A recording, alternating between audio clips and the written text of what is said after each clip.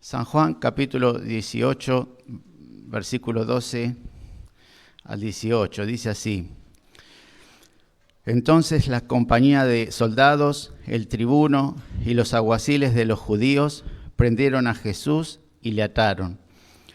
Y le llevaron primeramente a Anás, porque era suegro de Caifás, que era sumo sacerdote aquel año.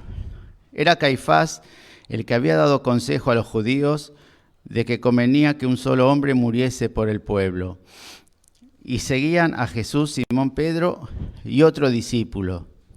Y este discípulo era conocido del sumo sacerdote, y entró con Jesús al patio del sumo sacerdote. Mas Pedro estaba fuera, a la puerta. Salió pues el discípulo, que era conocido del sumo sacerdote, y habló a la portera, e hizo entrar a Pedro. Entonces la criada portera dijo a Pedro: ¿No eres tú también de los discípulos de este hombre? Dijo él: No lo soy. Y estaban en pie los siervos y los alguaciles que habían encendido un fuego, porque hacía frío, y se calentaban, y también con ellos estaba Pedro en pie, calentándose.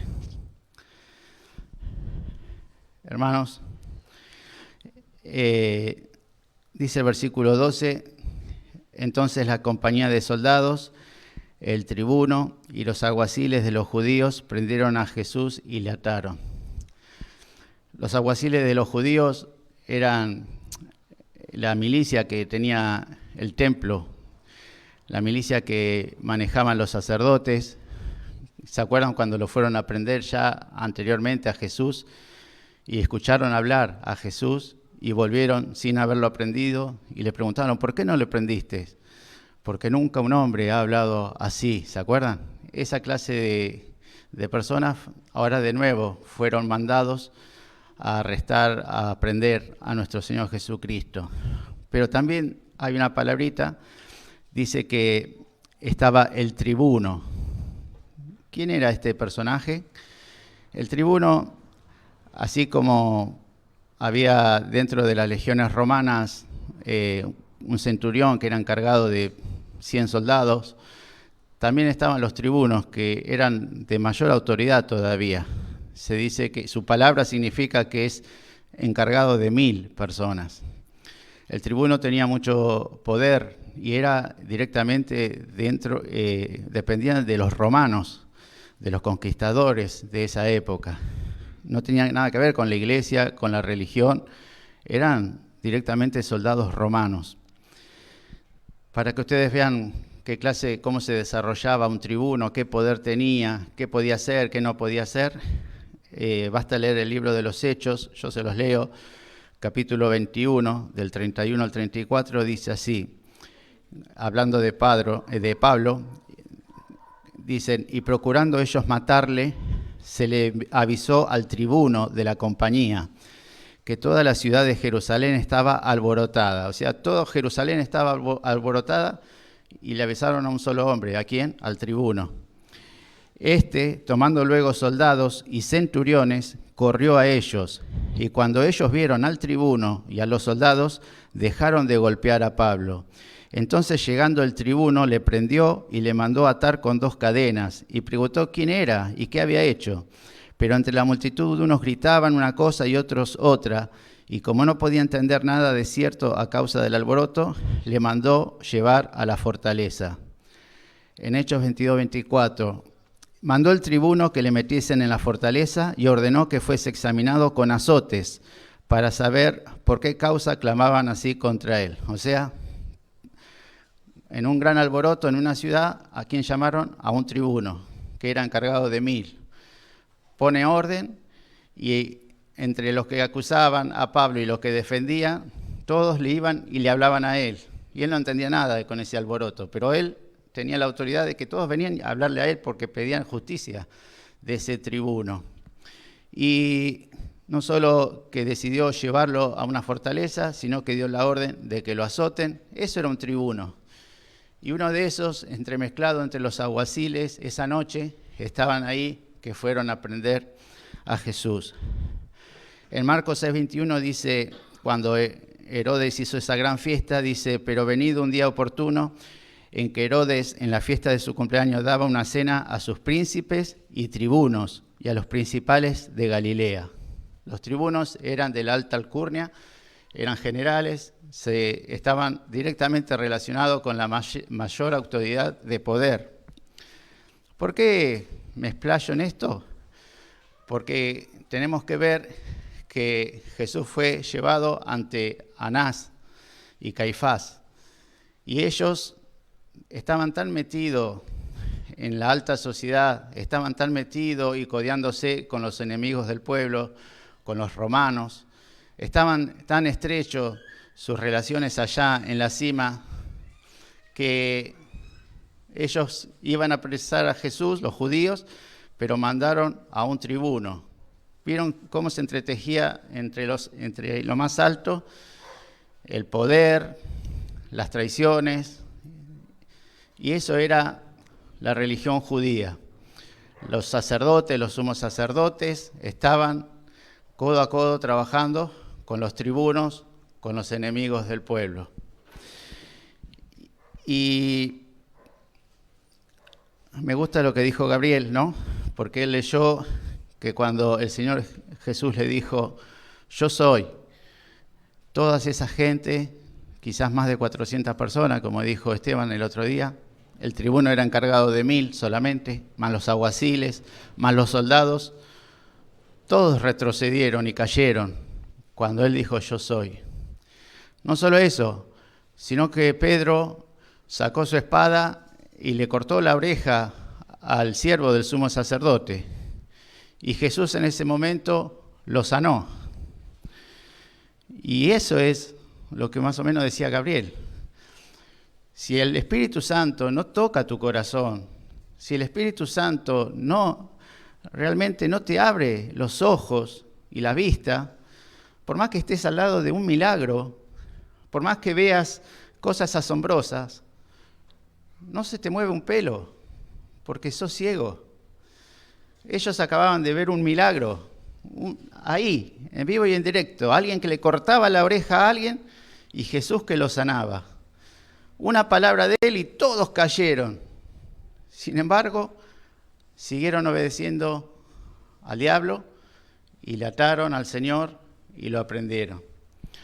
Eso es lo que cuando nosotros hablamos de la elección del Señor, cuando el Señor te elige, cuando su Espíritu Santo posa en ti, pasamos de muerte a vida.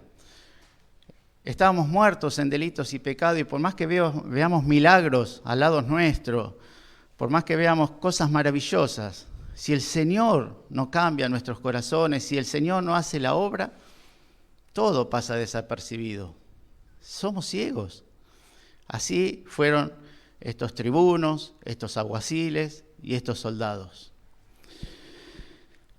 Hermanos, aquel que vino para desatarnos de los lazos del pecado, aquel que vino a desatarnos de las ligaduras de muerte, aquel que dijo en San Juan 8:36, si el Hijo os libertare, seréis verdaderamente libres.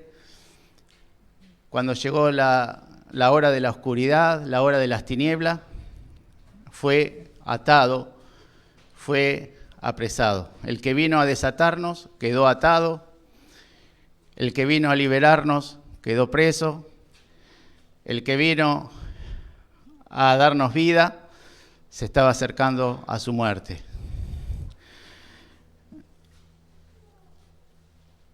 Cuando estaba leyendo esta semana esta escena, que gente de su propio pueblo, los judíos, venían a atrapar a Jesús para entregarlo a sus enemigos, los romanos, me hizo acordar a este pasaje que lo quiero compartir. En Jueces, capítulo 15, versículo 12 en adelante. Está hablando de Sansón. Dice Jueces, capítulo 15, versículo 12. Ellos entonces le dijeron, nosotros hemos venido para prenderte y entregarte en manos de los filisteos. Los judíos podían haber dicho, nosotros venimos a prenderte y a entregarte en manos de los romanos. que en definitiva eran los enemigos de ellos. Y Sansón le respondió: juradme que vosotros no me mataréis. Ellos le respondieron diciendo: no, solamente te prenderemos y te entregaremos en sus manos, mas no te mataremos. Entonces le ataron con 2 cuerdas nuevas y le hicieron venir de la peña.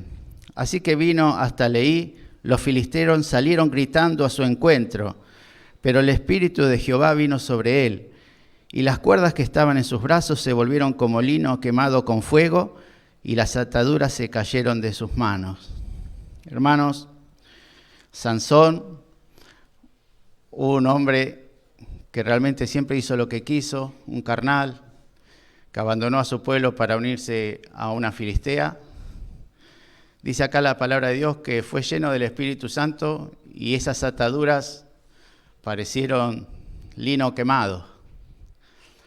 Pero cuando pasa lo mismo con el Señor, aquel que dijo: el Espíritu de Jehová está sobre mí, lo atan y se lo llevan.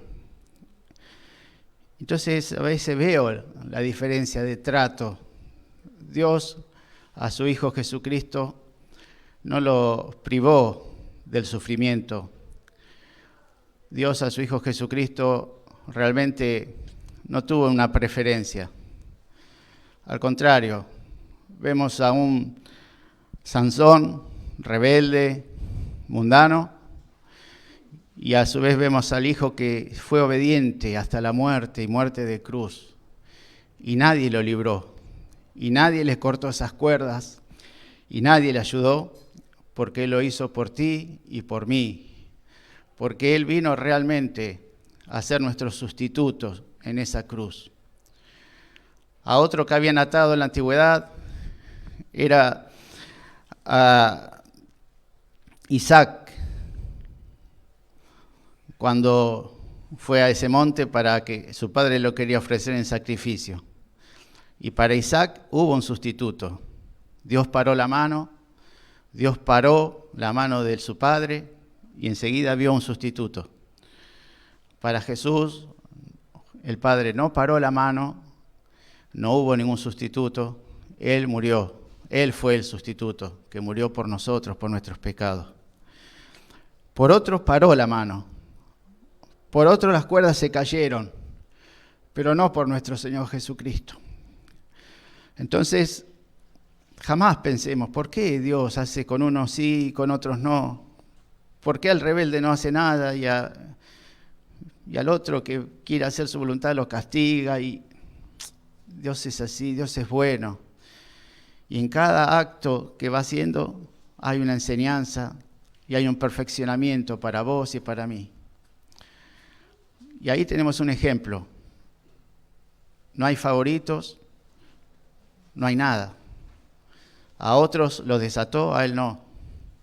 A otros los libró, a Él no. Y eso sabía el Señor Jesús, que para eso había venido a este mundo. Dice el Salmo 118, 27, atad víctimas con cuerdas a los cuernos del altar. Hermanos, así quedó el Señor, atado, fue llevado para el sacrificio que vino a este mundo a cumplir. Dice el versículo 13 de lo que estamos leyendo, y le llevaron primeramente a Anás, el versículo 13, sí. Y le llevaron primeramente a Anás, porque era el suegro de Caifás, que era sumo sacerdote aquel año. Hermanos, la verdad que históricamente Anás no era sumo sacerdote. Según Josefo, según otros pasajes de la Biblia, muestra que el sumo sacerdote era su yerno, Caifás. Pero lo que pasa es que este Anás se había mantenido en el poder, detrás manejaba los hilos del poder en la oscuridad. Dice Josefo que después que fue destituido por aquel gobernador que fue antes de Pilato, se la ingenió para que 5 de sus hijos llegasen a ser sumos sacerdotes. No solo eso, que ahora el que estaba era su yerno en este momento, que era Caifás. Miren cómo manejaba el poder este Anás. La misma Biblia en el libro de Hechos, lo ven de vuelta a Anás manejando de vuelta los hilos de la sociedad. Dice Hechos capítulo 4, versículo 6, y el sumo sacerdote Anás y Caifás, cuando Anás no era el sumo sacerdote, ya había sido destituido, pero ahí estaba haciendo preguntas, estaba queriendo maltratar a los apóstoles. Siempre estuvo ese tal Anás manejando los hilos de todo. Dice Hechos 4:6, y el sumo sacerdote Anás y Caifás y Juan y Alejandro y todos los que eran de la familia de los sumos sacerdotes, poniéndole en medio, les preguntaron: ¿con qué potestad o en qué nombre habéis hecho vosotros esto? Otra vez estaba preocupado por mantenerse en el poder. Y por eso estaba preguntando a los apóstoles: ¿por qué hacen esto? ¿Quién le dio autoridad? Hermanos, por eso me extendí a hablar del tribuno, que era de la alta jerarquía romana, para ver cómo Anás estaba complotado con los enemigos del pueblo, con las autoridades, porque lo único que quería era el poder, las riquezas y mantenerse en lo alto de esa sociedad. Por mantenerse llegaron hasta lo más impensado, que fue matar a nuestro Señor Jesucristo. ¿Qué hizo el Señor Jesús que los enfureció tanto? ¿Qué hizo el Señor Jesús para que sea su enemigo número uno? La respuesta está en San Juan, capítulo 2, versículo 14 al 16. Lo hemos leído, lo hemos visto y ya se van a dar cuenta. Y halló en el templo a los que vendían bueyes, ovejas y palomas, y a los cambistas allí sentados. Y haciendo un azote de cuerdas, echó fuera del templo a todos, y las ovejas y los bueyes, y esparció las monedas de los cambistas y volcó las mesas. Hermano, esto es lo que había hecho el Señor Jesús a ese tal Anás, y a Caifás, y a todas las autoridades. Había aparecido para destruirle su negocio. ¿Quién era el que había permitido que la casa de Dios se haya transformado en una cueva de ladrones? ¿Quién? Anás y Caifás y los sumos sacerdotes. Ellos habían permitido. Ellos tenían la autoridad para cuando venía un pobre creyente con una ovejita, caminando quizás 40 kilómetros u 80 para presentársela a su Dios, ellos eran los encargados de mirar esa ovejita y encontrarle un defecto y decirle: no, esta no va, mirá, a Dios le tenés que mejor, no, esto no sirve, comprate esta, que vale 10 veces más, pero esta la premium. Esta no te sirve, amigo. Y así esquilaban al pueblo. Vendían 10 veces más, dice Josefo, no lo digo yo, 10 veces más lo que valía una ovejita a las de ellos. Y cuando Jesús les tiró las mesas, les mezcló las ovejas, los bueyes, dice la palabra de Dios en San Juan 11, 49 al 53, así que desde aquel día acordaron matarle. O sea, lo único que pensaron las autoridades de esa época religiosa es en vivir de la viña, es en vivir de la religión lo mejor posible. Estaban contentos con la autoridad que habían conseguido. Por eso Jesús dio su parábola de los labradores malvados. No querían darle nada al Señor, querían disfrutarla a ella, a la viña del Señor. Y le mandó a un siervo y a otro siervo, a todos mandaron con las manos vacías. Y dijo el padre de la viña: aquí voy a mandar a mi hijo, seguro que van a tener respeto por él. Y a ese hijo era el que le estaban atando en esa noche y lo estaban llevando a la cruz. A ese hijo amado eran los que estos labradores malvados estaban cumpliendo esa parábola y le estaban atando y le iban a matar. Dice el versículo 14: Era Caifás el que había dado el consejo a los judíos que convenía que un solo hombre muriese por el pueblo. Eso está en San Juan 11 del 49 al 53. Entonces Caifás, uno de ellos, sumo sacerdote aquel año, les dijo: vosotros no sabéis nada, ni pensáis que nos conviene que un hombre muera por el pueblo, y no que toda la nación perezca. Esto no lo dijo por sí mismo, sino que como era sumo sacerdote aquel año, profetizó que Jesús había de morir por la nación. Y no solamente por la nación, sino también para congregar en uno a los hijos de Dios que estaban dispersos. Así que desde aquel día acordaron matarle. Hermanos,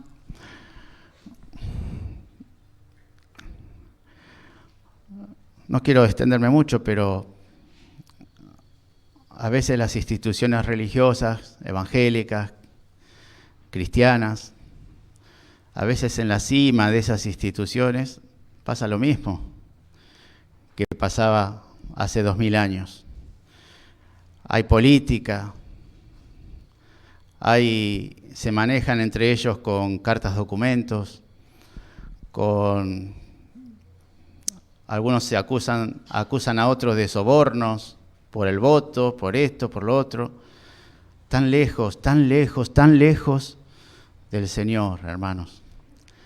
Hay un pasaje en 2 de Corintios capítulo 4, versículo 2, que dice: antes bien, renunciamos a lo oculto y vergonzoso, no andando con astucia, ni adulterando la palabra de Dios, sino por la manifestación de la verdad, recomendándonos a toda conciencia humana delante de Dios. Hermanos, los creyentes, más los que están en autoridad, en algo, siempre tienen que renunciar a todas estas cosas, a estratagemas, a cosas ocultas, política, porque la iglesia somos todos, hermanos.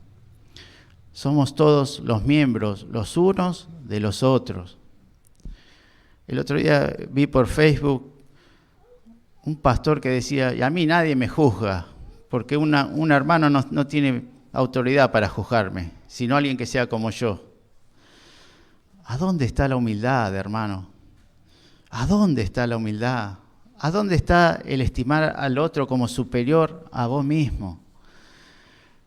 Hermanos, ¿ustedes se creen que por dar la palabra que a algunos nos toca es algo? Eso no es nada. Cualquiera lo puede hacer. Cualquiera. Lo importante es que seamos obedientes al Señor y que nos una a todos algo importante, que todo sea para la gloria del Señor, hermanos. Estas autoridades se habían olvidado de eso. No le daban la gloria a Dios. Buscaban su propia gloria. Tengamos cuidado, hermanos, porque haciendo esto, estos asesinaron a Jesús, hermanos. Volvamos siempre a la humildad, volvamos siempre al amor, al afecto mutuo. Dice el versículo 15 de San Juan capítulo 18. Y seguían a Jesús Simón Pedro y otro discípulo. Y este discípulo era conocido del sumo sacerdote y entró con Jesús al patio del sumo sacerdote. Mas Pedro estaba fuera, a la puerta. Salió pues el discípulo que era conocido del sumo sacerdote y habló a la portera e hizo entrar a Pedro. Hermanos, dice el versículo 15, y seguían a Jesús Simón Pedro y otro discípulo. ¿Quién era ese otro discípulo? Bueno, los primeros padres de la iglesia, todos, la tradición, están de acuerdo, así como lo hemos estudiado, que este libro que escribió Juan, cada vez que aparece él haciendo algo, nunca se nombró a sí mismo. Cuando nombra a los discípulos del Señor, no se nombra a él. Siempre se refiere con otras formas cuando él hizo algo. Y aquel a que Jesús amaba estaba recostado en los pechos del Señor. aquel al que Jesús amaba, esto. Jamás dijo Juan hizo esto. Por eso se llega a la conclusión de que Juan era este otro discípulo. Él era humilde y nunca quiso figurar acá en su propio libro. Más bien él hizo como él había escrito de Juan el Bautista: es necesario que él crezca, pero que yo mengüe, me haga más chiquito. Nunca se nombró Juan en esta epístola. Pero acá dice que seguían a Jesús Simón Pedro y otro discípulo. Y este discípulo era conocido del sumo sacerdote y entró con Jesús al patio del sumo sacerdote. Podemos ver que puede ser, todos tenemos que hablar en potencial, puede ser que realmente Juan, el que escribió, era el que era conocido del sumo sacerdote. Hay algunas cosas que Juan escribió que ningún otro lo pudo escribir. Por ejemplo, él conocía, como que se conocía de adentro de las cosas del sumo sacerdote, que era Nicodemo, y que se llamaba Nicodemo, aquel que fue a Jesús de noche, un principal de la sinagoga. Juan fue el único que lo identificó. Si bien Lucas dice que Pedro le cortó la oreja a alguien, la cabeza no, menos mal. Pobre, ¿no? Iba a ser más difícil el milagro ahí, ¿no? Lucas dice que le cortaron la oreja al siervo del sumo, pero Juan ya sabía cómo se llamaba, dijo: Malco es el siervo del sumo sacerdote. La tradición dice que Juan no era un pescador como uno se imagina, pobre, que vive al día, sino la palabra de Dios dice, espere que se me mezclaron los...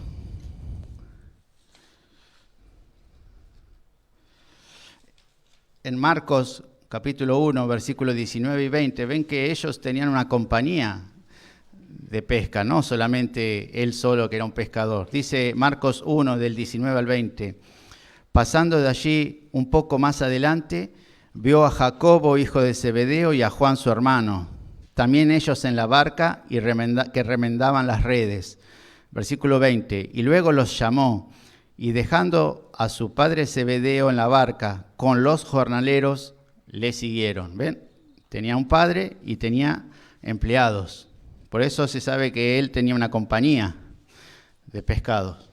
Quizás por eso tenía relación con la alta alcurnia de los sacerdotes, porque vendían pescado.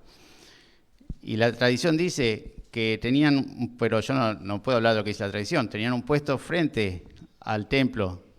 Entonces había relación entre Juan, podía haber una relación entre Juan y el sumo sacerdote.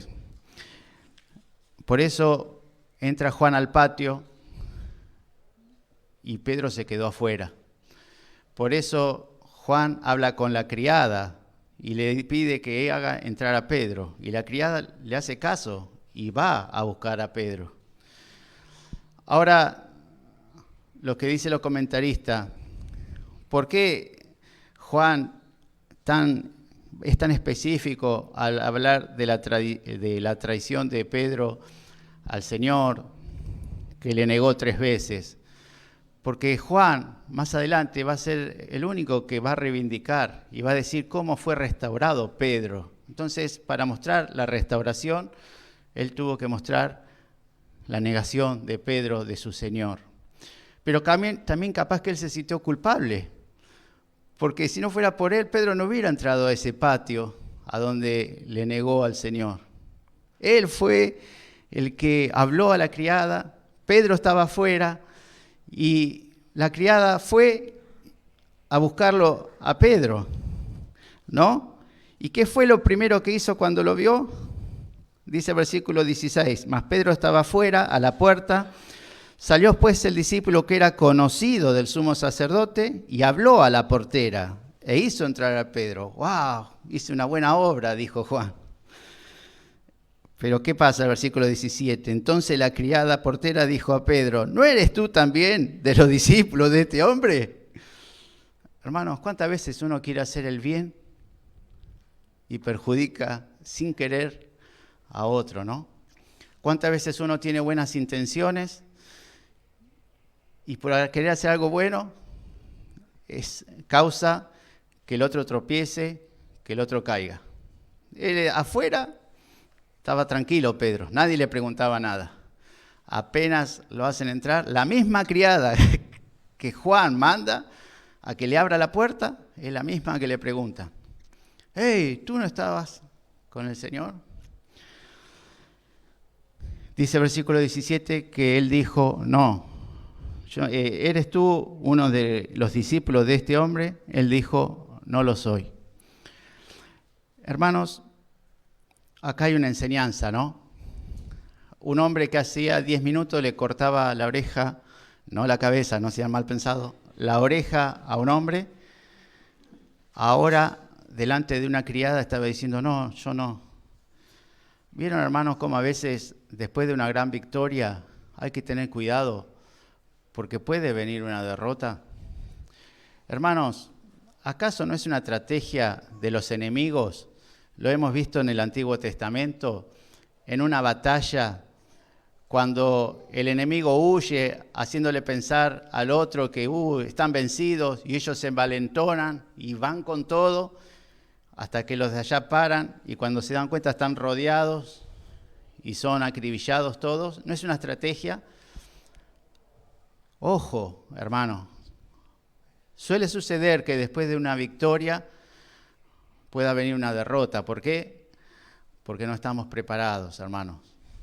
Porque después de una victoria siempre tiene que haber unas rodillas humilladas ante el Señor. Señor, esto fue por ti, Señor. Yo no soy nada, Señor. Ayúdame, Señor. Ayer triunfé, pero hoy puedo fracasar. Ayúdame, Señor. Pedro había mostrado valor como nadie, porque fue el único. Pero ahora estaba teniendo una derrota espiritual delante de simplemente una pregunta. Vamos a dejar para tratar de la negación de Pedro, pero lo que quiero dejar en claro para terminar esta mañana es la formidable capacidad que tenía Pedro para sobreponerse a las derrotas. La capacidad que tenía Pedro de cambiar sobre la marcha cuando escuchaba una palabra de Dios. Quiero dar dos ejemplos, ¿no? Primero, lo que acababa de pasar en el aposento alto. A mí no me lavarás los pies. Si no te lavo los pies no tendrás parte conmigo, Pedro. No solo los pies, lávame los pies, las manos y la cabeza. Tenía una forma rápida de que cuando escuchaba la palabra de Dios, pegar un volantazo, rectificar el rumbo y cambiar. Y otro es lo que vimos la semana pasada. ¿Se acuerdan cuando vimos que Pedro en un momento empezó a andar simuladamente y en esa simulación arrastró a otros viviendo hipócritamente? Con los gentiles se portaba de una forma, con los judíos se portaba de otra, tenía doble cara, llevaba una doble vida. Y dice la palabra de Dios que Pablo lo reprendió cara a cara, porque era de condenar, dice, porque andaba fingidamente, hipócritamente, y dice que en su simulación arrastró a otros a ese comportamiento falso, hipócrita. Pero con esto quiero terminar. Los invito a leer 2 de Pedro, capítulo 3, versículo 15. ¿Cómo se venga Pedro de Pablo después de que lo hizo quedar tan mal delante de todos? ¿Cómo se venga Pedro de aquel que lo reprendió delante de todos, cara a cara? 2 de Pedro, capítulo 3, versículo 15.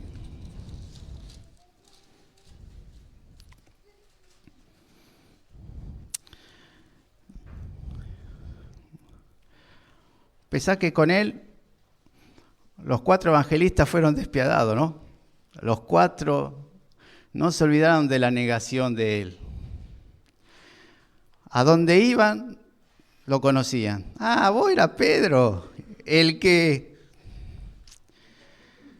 Hermanos, cuando te ponen en un lugar, a veces en una familia, vos sos el Aragán, a veces con los amigos, a veces en el barrio, es muy difícil salir del lugar donde te ponen. Si un día te dijeron que eras el Aragán de la familia, podés limpiar la casa, podés barrer, pero siempre alguien te va a decir, sí, pero vos, no sé cómo lo hiciste, sos Aragán también. No importa lo que hagas, porque a veces te colocan en un lugar a donde tus errores te llevaron. Pedro no pudo zafar nunca en su vida de su error. ¿A dónde iba? Ah, vos sos Pedro, algo conozco de vos. Lo único que conocían era que le había negado al Señor. No conocían que fue el único que sacó una espada en esa noche.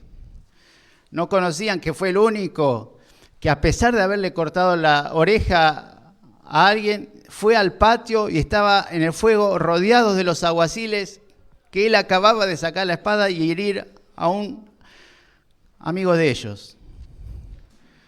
No. La Biblia dice que todos le abandonaron. Él estaba ahí. Pero todos se acuerdan de las cosas que hizo mal. Pero ¿sabe qué? Esto es lo que tiene hermoso el Evangelio. Cuando nosotros venimos al camino del Señor, nos reciben con una palabra. De modo que si alguno está en Cristo, nueva criatura es. Las cosas viejas pasaron, todas son hechas nuevas. Te pueden colocar en cualquier lugar, pero acá, en la casa de Dios, el que entrega su vida al Señor, nueva criatura es. Las cosas viejas pasaron. Eso es lo que tiene el Evangelio, para vos y para mí. Lo segundo que tiene el Evangelio es, y abogado tenemos para con el Padre, a Jesucristo el justo. Que te podés equivocar, que le podés fallar, pero Él, el Señor provió para vos y para mí un abogado. Y no es cualquier abogado, es el Hijo del juez. Si no te salva Él, no te salva nadie, hermano. Me equivoqué, cometí un error, pero acá Dios me puso un abogado. Acá en la Argentina, cuando sos pobre, cuando no podés hacer nada, te ponen un abogado. Y nosotros espiritualmente somos pobres, hermano, no somos nada. Y Dios nos pone un abogado. No solo eso, el Evangelio tiene una frase maravillosa. He aquí que sus misericordias son nuevas cada mañana. Tercero, de modo que si alguno está en Cristo, abogado tenemos, y sus misericordias son nuevas cada mañana, hermano. Cada mañana.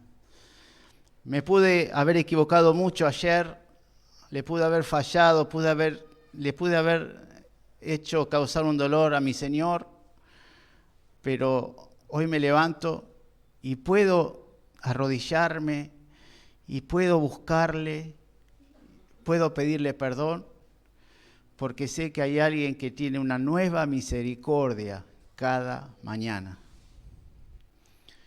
Y por último de lo que yo estuve meditando, debe haber millones de cosas como esta. Pero por último, aunque fuésemos infieles, Él permanece fiel.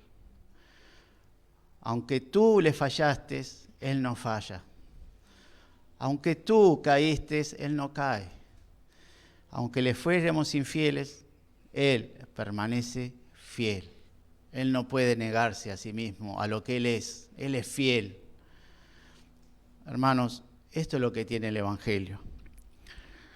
¿Cómo termina Pedro, después que Pablo lo reprendió cara a cara, delante de todos, dijo Pablo, escribió una carta para repartir y dice así: y tened entendido que la paciencia de nuestro Señor es para salvación, como también nuestro amado hermano Pablo, según la sabiduría que le ha sido dada, os ha escrito. Casi en todas sus epístolas, hablando en ellas de estas cosas, entre las cuales hay algunos difíciles de entender, las cuales los indoctos e inconstantes tuercen, como también las otras escrituras para su propia perdición. Hermanos, ¿cuál fue la venganza de Pedro? Habló bien de Pablo. Dijo, mi amado hermano Pablo. No solo eso, en estos dos textos da a entender que él leyó todas las epístolas de Pablo, porque dice que en todas sus epístolas él habla con sabiduría. Entonces él la leyó. Y no solo eso, sino que lo defendió. Y algunos las tuercen, como las demás escrituras. Lo defendió. Habló bien de él, dijo que él lo amaba, mi amado hermano Pablo. Lo aconsejaba que lo lean, leyó sus epístolas y lo defendió. Ese es el poder que tenía de cambiar el rumbo Pablo de su vida.